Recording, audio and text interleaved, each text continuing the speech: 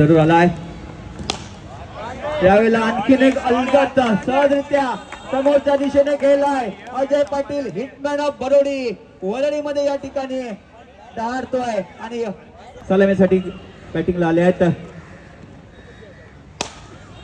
यावेळेला आणखीन एक चांगला फटका कव्हर डिझाईन मध्ये अजय पाटील यांच्या बॅट मधनं येतोय षटकार.